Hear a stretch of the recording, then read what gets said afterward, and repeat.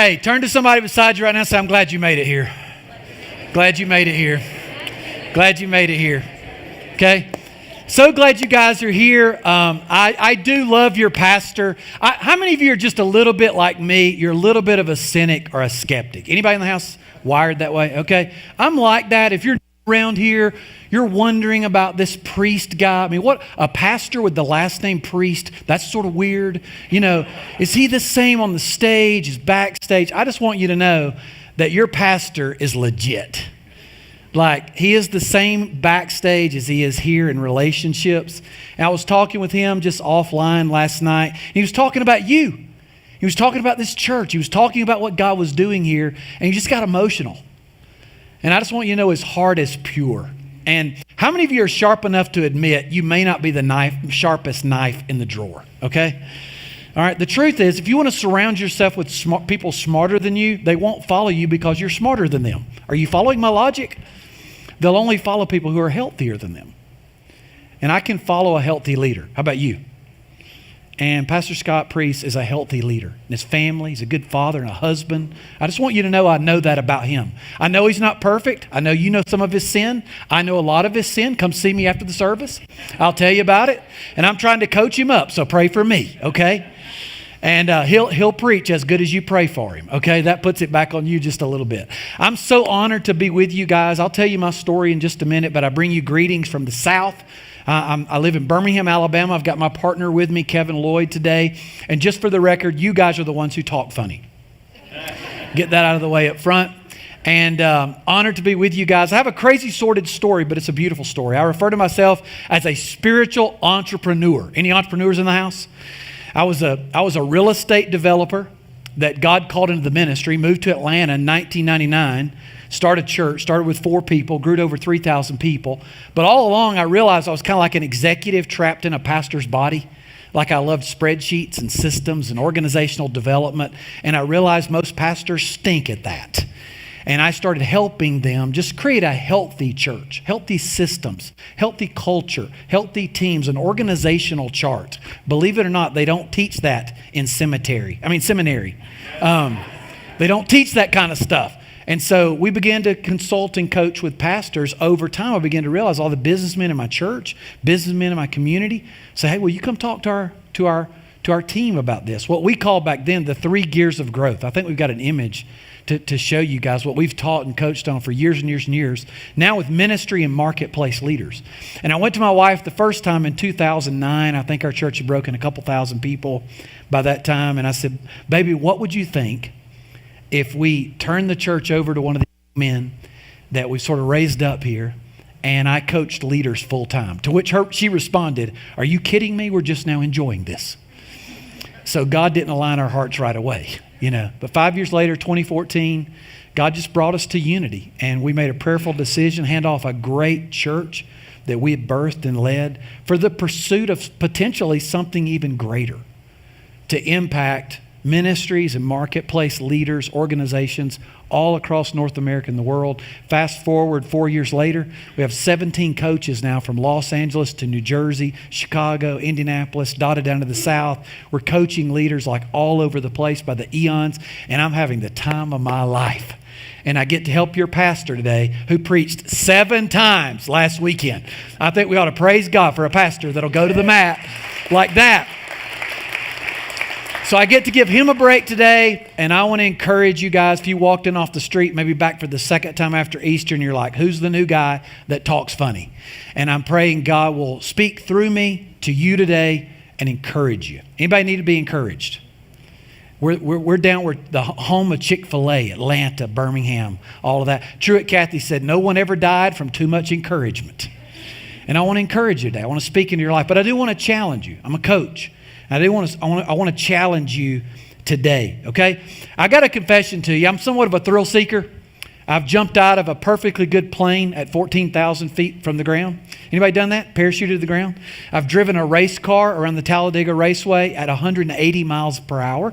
That was scarier than jumping out of a plane, just so you know.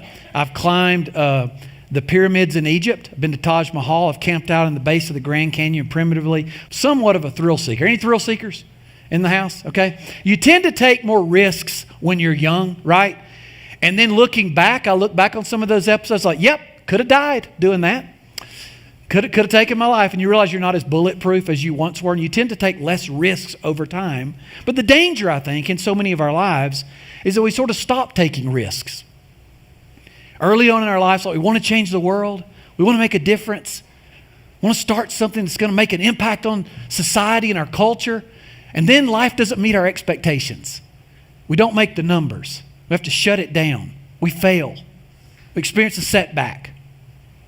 And all of a sudden, we stop taking risks. And we settle for a life less than what God intended us to live. So my first question for you today is, when was the last time you took a risk?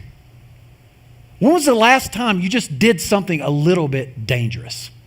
A little bit outside your comfort zone? And I'm not talking about something at the peril of your own physical life, even though it could be that extreme. I'm talking about in your spiritual life. I'm talking about in your relational life. I'm talking about in your professional life. When's the last time you did something just a little bit dangerous? Just a little bit risky? Are you still dreaming? Are you still imagining changing the world, making a big difference? Are you willing to stick your neck out? Are you willing to bet it all, put it all on the line again for what God has in front of you? Can you still imagine God using your life to do something greater outside your comfort zone? I want to lead you there today. I want to take you there today. I think there's a reason why so many of us settle for less than God's best for our lives. It's one word: fear. Fear. I looked it up. I've studied it a lot. I named our ministry Courage to Lead. The opposite of that is fear. One of the most common commands in the Bible is do not be afraid. Did you know that? I looked it up. The phrases do not be afraid or fear not are used over 100 times in the Bible. Now, why do you think God would command us over 100 times in the scriptures not to be afraid? Because you guys are all freaking out. That's why. And I am too. And we tend to shrink back, not take risks, and live in the land of the familiar, the comfort zone of our lives, versus take new ground for the kingdom. And take new ground for God's purpose in our life. That's why God has more for us than what we realize. So today I want to take us back thousands of years in history. I want to take us back to one of the first times God ever commanded his people to not be afraid, to have courage. If you got your Bibles, you can turn to the book of Joshua in the Old Testament. If you got your Bible, go to YouVersion. It's all right there, okay? Joshua chapter 1. I'm going to be reading from one of my life passages and life verses today. Joshua chapter 1, verse 8 and 9. But first, as the book of Joshua opens today, some of you guys are familiar with the story, but I don't want to make any assumptions. The Israelites are camped on the east side of what they call the Jordan River, on the edge of what God had promised the Israelites they could have, what we now know as the promised land. A land he said was flowing with milk and honey. Not literally, but it was an image. It was a dream that God had given his people of a more prosperous future, a more successful future. And the Bible tells us that 40 years earlier, God's people had come up against the Jordan River and the promised land. He commanded them on that day to have courage, to not be afraid, to enter the promised land. Some of you guys know, though, they were afraid. They were afraid. There were giants living in the promised land. It was going to require some battles on their behalf, so they shrunk back in fear. And God caused the Israelites to be confused, sent them back into the wilderness. For 40 years, they wandered. An entire generation died off without ever seeing a dream become reality. After that whole generation died off, God brings the Israelites back to the edge of the Jordan River, and he once again meets them with this command. Look at Joshua chapter 1, verse 9. God's speaking here, and he says, have I not commanded you? In other words, this is not a suggestion. This is a command. Just like thou shalt not kill, thou shalt not steal.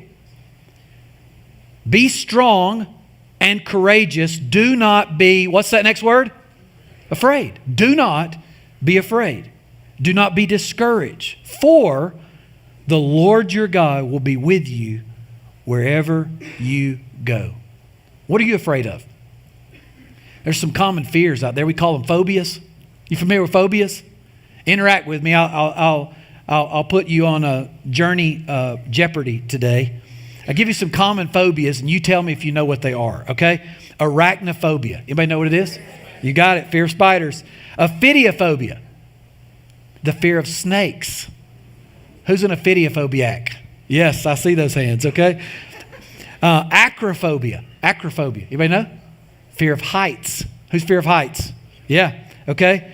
Agoraphobia. Agoraphobia. Anybody know? The fear of crowded spaces. Okay, who are my introverts? All right, and everybody else can meet that, okay? Claustrophobia. Fear of small, confined spaces. And then one of my favorite I looked up, coulrophobia. Coulrophobia is the fear of clowns. Fear of clowns. How many of you just a little bit freaked out by clowns? Can we just be honest? Seen some of those horror movies about clowns and just freak you out just a little bit, you know? We've all got fears. But frankly, sometimes they're even more serious than these common phobias. I want to highlight some common fears. Maybe you write these down. There's the fear of pain. There's the fear of pain. Expresses itself by fear of rejection, fear of conflict, fear of being criticized, fear of being made fun of, fear of being hurt. When we're afraid of pain, afraid of being hurt, we don't quite put ourselves out there the way we might need to, the way we might even desire to, because we're afraid of rejection. We're afraid of being hurt. And once you get hurt a few times, you tend to just roll everything up, roll everything in and say, not going to happen to me again. And our heart of flesh becomes a heart of stone. We become this calloused person. And then there's the fear of failure. The fear of failure. The fear of the unknown. Fear of letting people down. Fear of falling publicly. You ever been in front of a group of people and just wiped out, tripped and fallen? It doesn't matter if you broke every bone in your body. What do? You jump right up and they ask you, are you okay? Are you okay? You're fine. Then you get in the car and you rake the gravel out of your elbow, right? We're afraid of being embarrassed and being let down, the fear of failure in our lives. Some of you guys are not taking the next spiritual step in your life right now for fear of failure. Afraid you're going to let God down. Afraid you're going to let somebody else down. My ministry over the years when I was a pastor, dozens if not hundreds say to me they delayed going public with their faith through baptism for so many years because they were afraid they'd get baptized on Sunday and somebody they worked with on Monday would be there. And then they go to work and get in the flesh and lose it. And they were afraid of just letting people down, letting God down. And some of us don't take the next spiritual step in our life because we're afraid we won't be successful. We don't realize what we're giving up in the meantime so many times. I've written 3 books now. I'm a writer. I'm a speaker. I don't consider myself a professional, either one. I have stayed at a Holiday Inn Express, okay? But out there in the lobby, someone will come up to me and they'll say, man, every week, every time I speak, someone will say, man, I'd love to write a book one day. You know why most people don't write a book? It's not because you don't have content or knowledge or experience. It's not because you don't have time. It's because you're afraid of failure, afraid of rejection, afraid of pain, afraid of failure. These things keep us from taking new ground, putting ourselves out there. It's that fear of failure. And then the fear of loss. The fear of loss. We're afraid of losing. Sometimes success in business is the greatest danger to future success. When you got more to lose, you tend to protect it more. You don't want to lose it. So you take less risks over time. And those risks are what made you successful, made you start that business in the first place. It's losing a friendship. It's losing a job. It's losing security. Again, and maybe you're here today and you've been disconnected from Christ in the church for a while. I've been there, okay? I was 21 years old when I finally gave everything to the Lord. I remember telling the Lord that night when I knelt in the kitchen floor, I said, Lord, I don't care what everybody thinks about me. I want to be geeky on fire for Jesus. What a stupid comment to make. But I just finally came to that point where I didn't care what I was going to have to give up for Jesus because I realized at this point in my life, I was giving up a lot without Jesus. More than I could imagine. But we're afraid sometimes of what we're going to have to give up. I've got 3 kids. I've got a 20-year-old, a 16-year-old, and a 14-and-a-half-year-old. Let's just pause and pray right there if we can. Okay? They're actually great kids. They love the Lord. They even enjoy hanging out with their parents. But I've got a 20-and-a-half-year-old that's in love. I may be paying for a wedding next year. Any of you had to cross that threshold before? Okay? He's not good enough. That's my problem. Okay? Nobody will be. And then I just had my second one turn 16 and got her a car. And how many of you had that experience of watching your 16-year-old pull out of the driveway for the first time in a 3/4-ton vehicle? Okay? It's paralyzing, you know? And my mind always goes to worst case scenario. You know, we live in a world today with our smartphones where you can instantly get in touch with each other. Am I the only one, those times when you can't instantly get in touch with them, your mind pictures the worst case scenario? Am I the only one? Like if I can't get in touch with my wife, I know the whole family's been hijacked. You know, when I can't get in touch with my teenage daughter, I picture her car wrapped around a telephone pole. I know I'm awful in that way. One too many violent TV shows, maybe. I don't know. But it's that fear of loss, fear of something bad happening. And 99 out of 100 of those bad things don't happen, but they create anxiety. In our culture today, they're creating anxiety attacks, largely because of unrealized fears of the future. For the Israelites, it was the fear of drowning that day in the Jordan River. It was those giants on the other side and being defeated and losing their life. Sometimes it's just the fear of losing the good that we have now. As I was pastoring this great megachurch in Metro Atlanta, and man, God was just messing with me. And I was pastoring this great thing, and yet God was giving me opportunities nationally with ministry and marketplace leaders, and I'm wrestling with all of this. And I really had no reason to leave. I could have stayed where I was forever in this great megachurch, this environment, this culture that I built, much like Pastor Scotty's built here at Journey Church. And yet I just undeniably at a certain point, just like when God called me out of real estate into vocational ministry, I sensed this calling, but I was afraid. I was afraid of failure. I was afraid of loss. I was afraid of the unknown. I was afraid of uncertainty, all those things. And I was sitting with my executive coach in Buckhead, Atlanta, in On the Border Mexican restaurant, and my coach made this statement to me, and I want to put it on the screens because God might speak to you through it today like he did to me. He said to me on this day, he said, "Shawn, here's why your decision is difficult. Change is hard because we often overestimate the value of what we have, and we underestimate what we might gain by giving that up." Going back thousands of years earlier, the Israelites, they were worried about what they were going to give up. The certainty, the control, the familiar, in crossing that Jordan, fighting those giants. What they didn't realize, they overestimated what they had. And they underestimated what they might gain by giving that up. You may think I'm crazy, but I felt like God spoke to me at a Mexican restaurant. And I made a decision right then and there to leave what was good, very good, for like the hope of something even better. In the last 4 or 5 years, God's increased my influence thousandsfold. And I'm so thankful that fear did not get the best of me. So what are the real dangers of fear? What are the real dangers of fear? How many of you have a friend? You have a friend that can be somewhat rude at times. Show of hands. How many of you have a friend like that? Just a little bit rude sometimes. How many of you are sitting next to that person? No, don't raise your hands. Okay? Don't raise your hands. Lunch may not go well with you today if you identify that, okay? I think fear is rude. I think fear is a rude friend because it never comes by itself. Never comes to the party by itself. It brings some other enemies with it. What does it bring with it? Fear brings discouragement with it. Fear brings discouragement with it. Almost every time in the Bible, God says, do not be afraid. Guess what God says next? Do not be discouraged. Do not be afraid. Do not be discouraged.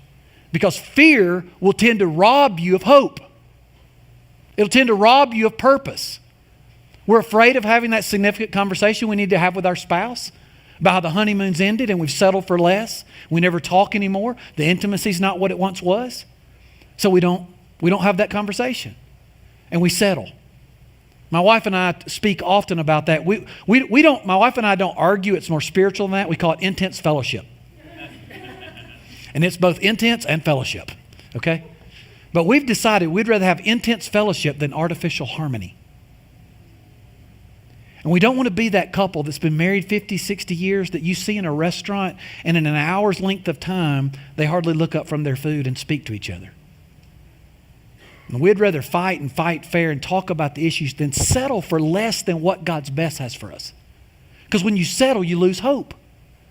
Lack of hope brings discouragement with it. And we settle short of God's purpose in our life. Fear brings discouragement. Fear calls us to settle for a less version of ourselves. Fear causes us to get discouraged. We fear opening up and being known. I think one of the reasons God created the church is because we need each other. We need each other. But we need to open up and let each other know. How many of you have ever been involved in a small group here at Journey Church? Okay? You know what it's like. Like you think you're the only one. You're having a bad day. I don't know about you. I had some of my best fights with my wife on the way to small group. Anybody ever had that experience before? You're laughing because you're guilty, okay? Had that experience. And then you get to small group and somebody's had it out worse than you have. You're like, I thought my marriage was terrible. Theirs is worse than ours. I'm encouraged. Okay? How many of you had that kind of experience? I'm not the only one. We're not the only one. My wife and I have hosted a small group for years. I was a pastor for many years, and we would have those small groups in our hopes. We got in a fight 15 minutes before small group one time over how chunky the guacamole was. One of the worst fights we ever had, okay? And these things happen, and yet we're afraid to tell people about that. And when I told that story to my church years ago in a sermon, I had dozens of people come up and say, I can't tell you how many fights we've had on the way to church. But we're afraid sometimes to let people know the real us. To let people know we doubt and we argue and we're thinking about leaving. And we're addicted. When we'd open up, we'd share, we'd find healing. Confess your sins to one another that you might be, anybody know? Healed. That's what the Bible says. Not talking to someone causes us to lose hope in ourselves and them and the relationship. Some of us know we need to have conversations with people. Somebody at home, somebody at work. It's going to require courage. But if we don't have that conversation, we'll lose hope in them, lose hope in us, lose hope in the relationship. But then fear brings paralysis with it. Fear brings paralysis, not just discouragement, but paralysis to the party. In what we do, it paralyzes us. We start making fear-based decisions. And making no decision sometimes is making a decision. We know we need to have the conversation. We know we need to make the decision. We know we need to take action, and we don't. And it just paralyzes us. Your church is growing like weeds. Most churches in America are not growing. Do you know this? Like, don't take for granted what God's doing this here at Journey Church. 85-90% of churches in North America now are declining in attendance. Why is that? I believe the answer is simple. They've chosen not to grow. They've chosen not to display courage and make decisions based upon the benefit of the non-members. Instead, they make fear-based decisions based upon the way a powerful giver or a powerful family or a little group of whiners and complainers and how they're going to respond. When a leadership team in the ministry or the marketplace begins to make fear-based decisions, you're going to get behind. An organization cannot grow faster than the pace at which it makes decisions. And fear will paralyze our decision-making process. We talk at Courage to Lead about the 3 gears of growth. Culture, team, systems. I referred to them earlier. But when you don't confront the culture, when you won't confront the team, when you won't confront the systems and have courageous conversations around them and confront brutal reality, you can't get better. If we're not self-aware, it'll not help us to do that.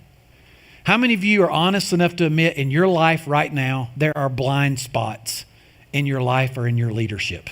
Okay? How many of you know what your blind spots are? No, you don't. Once you know what they are, they're just sin. You need to repent of that, okay? But we do have blind spots. You know what I think discipleship is? It's giving someone permission to point out my blind spots and giving me permission to point out your blind spots. That's how we get better. But if I get defensive, if I'm afraid to allow somebody to speak into my life, I've just shut down my best opportunity to get better. As iron sharpens iron, one friend sharpens another. How does iron sharpen iron? Heat and friction. My kids sure need that. Can I get a witness, parents? But I need that from my wife. I need that from my leaders. I went backstage after the first message today and I allowed Kevin, one of our coaches, to speak into my life and debrief the first talk I got today. I don't want to have blind spots that aren't exposed. But sometimes fear allows us from opening up and being that person, allowing people to speak into our organization. Because we have blind spots that no one's speaking into. Sooner or later, they'll bite us. Sooner or later, they'll cost us our momentum, and we'll get behind in the ministry or in the marketplace. Do you think the Israelites felt fear as they stood at the edge of the Jordan River? That second time, knowing what had happened the first time, knowing the Jordan River was at flood stage, the Bible tells us, knowing there were giants living in the land, do you think they were afraid? Yes, they were. And they tended to be paralyzed, just like 40 years earlier.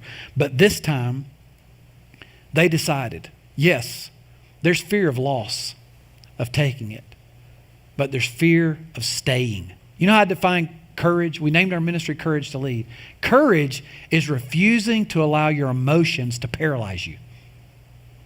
It's refusing to allow our fears to paralyze us. It's not the absence of fear. It's just recognizing that we're not going to let fear paralyze us. We're going to keep taking ground. We're going to keep taking risk. We're going to step outside of our comfort zone. We're going to stretch that muscle in our lives and do the difficult thing, do the courageous thing. So how do we keep fear from paralyzing us? Interestingly enough, God tells us in this passage. If you back up one verse, Joshua chapter 1, verse 8, look at this. God says, here's how you keep fear from paralyzing you. He says, keep this book of the law always on your lips. What is the book of the law? Can someone tell me? It's the Bible. It's God's word. Keep the book of law always on your lips. Meditate on it day and night, so that you may be careful to obey everything written in it. Then he says, catch this, then you will be, what's the next word? Prosperous and successful. There is a formula in the Bible for success, for prosperity. God gives it to us right here in verse 8. He says, look, do it by the book. Don't go by what you see. Don't go by what you think. Emotions, your eyesight, your thinking, your rationale will mislead you. Many are the plans in a man's heart, but the Lord determines his steps. There is a way that seems right to a man, but in the end it leads to death. Go by God's word. When you don't think you got enough resources to give, when you don't think you got enough time to give, when you don't think you can measure up, when you don't think you can take the next step, you do it anyway. You step into that Jordan, you ask God to meet you there, and you do the miracle. So how do we keep fear from paralyzing us? First of all, we focus on God's word. We refocus on God's word. The enemy is going to get in your ear, and he's going to tell you you're not good enough. He's going to tell you you can't do it. He's going to tell you you ought to quit. I think most entrepreneurs, most church planters quit right before the harvest. Don't you do it. Don't you believe the lie. Don't you believe you're too big, you're too fat, you're too old, you're too young, you're too dysfunctional, your family was too dysfunctional. I hate it when people play the victim card. Well, you don't know my situation, you don't know my family, I mean, Castle Rock, you know how we are, you know. You know what? You're not responsible for what you can't do and where you're not. And you're 100% responsible for what you can do. And it's time a lot of us stop living in the past. Stop looking in the rearview mirror. Stop using our past as an excuse when God wants to take us into a glorious future and give us a dream and a hope and get us imagining again about a great future. He's got a plan for your life. He's got a plan for your business. He's got a plan for your marriage. He's got a plan for your children. I have always believed God might have me live my whole life for what He wants to do through my children. So they need to see me live as a person of hope, a person of faith, a person who's positive, a person who's dreaming and imagining a greater life and a greater picture. I want them to see I still love and I believe things are better ahead for my marriage, better in my career, better for my ministry. I don't ever want them to settle for a lesser dream. We have that kind of opportunity every single day. Instead of settling, trying to get through the day and make it till Friday and make it till the kids get out of the house and make it till retirement and then we die. That's the American dream. Are you encouraged? Glad you came to Journey Church today? Don't settle for the American dream. Pursue God's dream. It's bigger than the American dream. It's broader. It's more amazing. It's a wild ride. It's crazy. It's risky. It's dangerous. It's better. And it's better than you can imagine. Every time. I've lived it. I've experienced it. And I want that for you so badly if you can't tell. Refocus on God's word. 2 Timothy 1:7, God's not given us a spirit of fear, but of power and of love and of sound mind. So if you're afraid, it's not from God. There's only one other place it comes from. And he's trying to paralyze you. He's trying to steal, kill, and destroy you. Don't let him have it. You attack him with the power of God's word. But then secondly, refuse to get isolated. Refuse to get isolated. The number one mistake I think people make is isolation. And I think God created the church because we need each other. In today's technology, we can watch the sermon online, right? Sometimes Pastor Scotty's better on there. Let's just be honest. We can sing at home. I sound better in the shower. Anybody else? So why come to church? Because we need each other. I need you. And you need me. We need each other. And if we get isolated, those blind spots will go unearthed. And I won't get better. I'll tend to throw a really, really good pity party. I throw a great pity party. Anybody else? But when I get around people and I worship with God's people and I hear God's word and I serve, I get the focus off myself. I focus on building his kingdom. And I start focusing on eternal return on investment. All of a sudden, you know what worship does? Worship takes my problems that are way up here and my vision of God and reverses it. Same problem, bigger God. Which leads me to the last way if we keep fear from paralyzing us. Remember who's with us. He said, do not be afraid. Do not be discouraged. Do not be afraid. Why? For the Lord your God is with you. To me, the greatest truth of the Easter message is not that Jesus rose from the dead, but that he can resurrect me. That Jesus, by his Spirit, lives in me. And he's with me. He's in me. I don't just know about him. I know him. And he's with me and in me everywhere that I go. So I can walk in with a little bit of swagger. Not because of who I am, but because of he is. And he's with you today. So the question I want to leave you with today is, what is your Jordan? What is my Jordan? What am I afraid to cross today? And what's my one step to cross it? What is that courageous conversation? What is that simple step? Don't get condemned by everything you're not and everything you feel led to do. Just one thing. One conversation. One decision. What's the one step I'm going to take to stretch that muscle of courage? Courage is refusing to allow our emotions to paralyze you. And what awaits you on the other side is the promised land. What are you dreaming? What are you imagining? Get your eyes off of your problems, off of your fears. Get it on God and get it on the promised land and take the step across the Jordan. Are you with me today? Are you with me today? Are you with me today? Okay, I want to pray for you. I want to pray for you. Lord Jesus, I pray for boldness. I pray for confidence. I pray for courage. I pray for faith. I pray for action today. I pray for conversations. I pray for decisions. I pray for deliverance. I pray for dreams, Lord. And I pray for proof of the promise. And Lord, even next Sunday, when we come back together, we will celebrate miracles in which you met them at their Jordan. Thank you for that today, Lord. In Jesus' name we pray. And all God's people said, amen.